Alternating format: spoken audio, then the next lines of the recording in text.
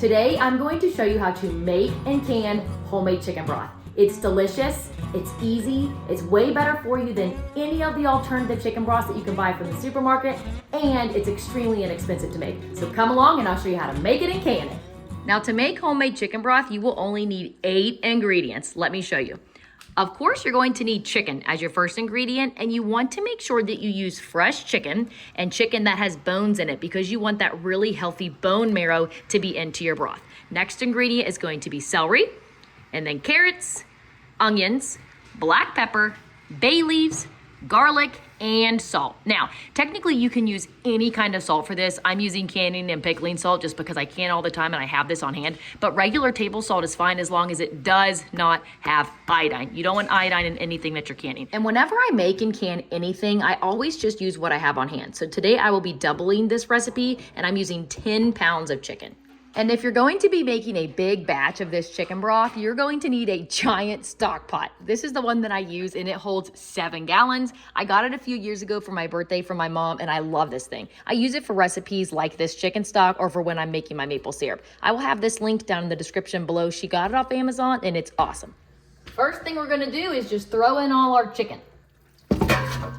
Next, we're going to prep our veggies. And honestly, this part is so easy. It only takes a couple of minutes. Now, you want to make sure that whenever you make chicken broth, you use this middle part right here. I think they call that the heart of the celery. Anyway, this part has a lot of flavor and the leaves are just packed with nutrients. So you want to make sure you get that in there.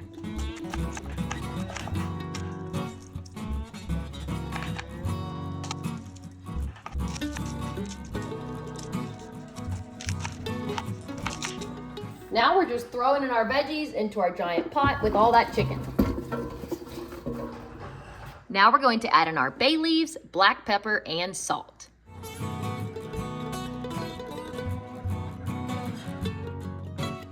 Now that we've got all of our ingredients into our stock pot, we're ready to add the last thing, water. Now, when it comes to making chicken broth, you're not building a rocket ship. There's no exact measurements. You can't really mess this up. Just throw in what you have on hand. But when it comes to the water, there's one tip you need to know. For every pound of chicken you use, you need at least 1 quart of water. And that is because you need enough water to soak all of the nutrients and the bone marrow and the deliciousness out of the chicken. And I'm going to use my half-gallon mason jar to measure the water because a half a gallon has 2 quarts. Also, ignore the background noise. My nephew's over today, so we got lots of wild boys playing and being kids in the background.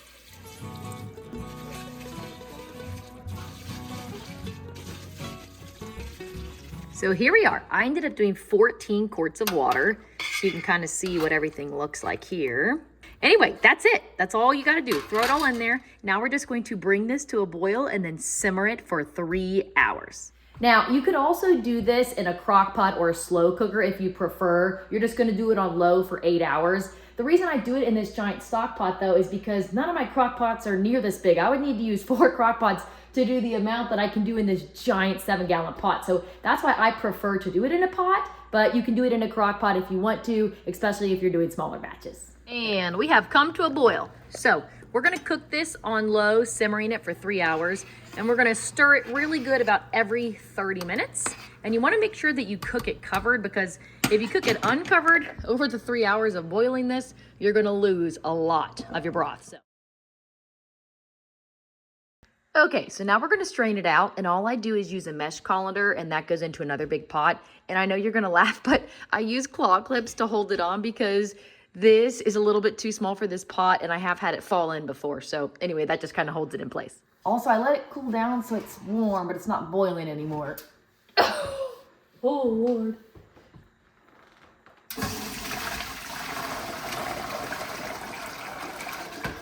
And then I just do it in batches because my pot is not big enough to hold all of it at once. So here's what I have so far. So I'm gonna go ahead and jar that up and then I'll repeat the process. And just so you can see it before I fill the jars, look at the chicken broth. Isn't it beautiful? It's so good. You can taste test it at this point too, and if you don't feel like it's salty enough, you can add more salt. But anyway, this is it. Also, one other tip, if you are on a low-fat diet and you do not want the fat in this, all you got to do is cool it down so you can stick it outside in the wintertime or put it in your fridge, and the fat will settle to the top, and then you can scrape it off and then put it in your jars. So just an option if you're on a low-fat diet. Let's fill our jars.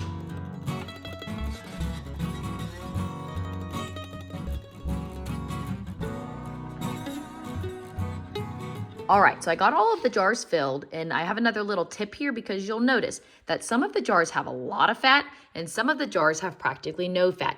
And that is because I let this cool down a little bit just because it's easier to work with when it's not boiling hot. I'm just gonna be honest. So if that happens, all you have to do is take a spoon out and kind of evenly distribute the fat. If you're doing this with boiling hot liquid, you won't have that much of a problem. But in your pot, the fat naturally settles to the top. So the first stuff that you pour out is gonna have all the fat in it. And when you get to the bottom of the pot, there's gonna be no fat. So now I'm just gonna kind of take my spoon and evenly distribute that fat throughout the 7 jars.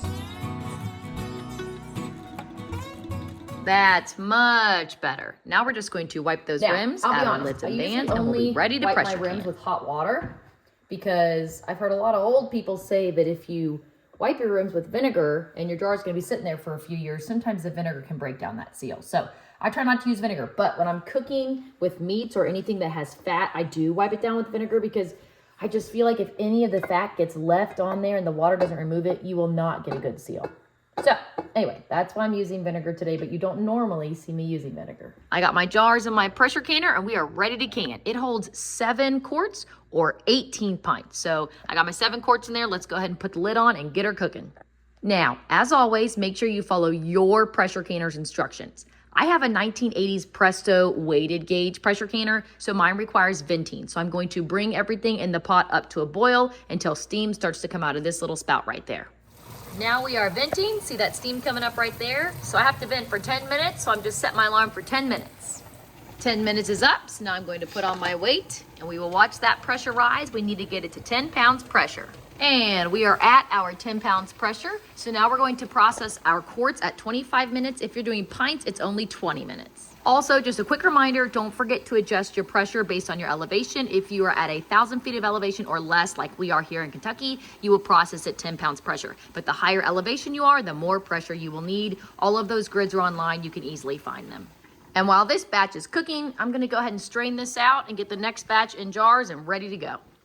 I'm doing that second batch now, and I just wanted to say that this is not gonna go to waste. I'm gonna go through here and pull out all the cooked chicken, and I'm gonna make a big mess of chicken and dumplings tonight. And then all the bones and the scrap pieces are gonna go to my chickens. Okay, got it separated. So this is all of our chicken here to use for chicken and dumplings. Just make sure that you don't have any whole peppercorns in it or any bones. So that's that. And then there's my scraps for my chickens.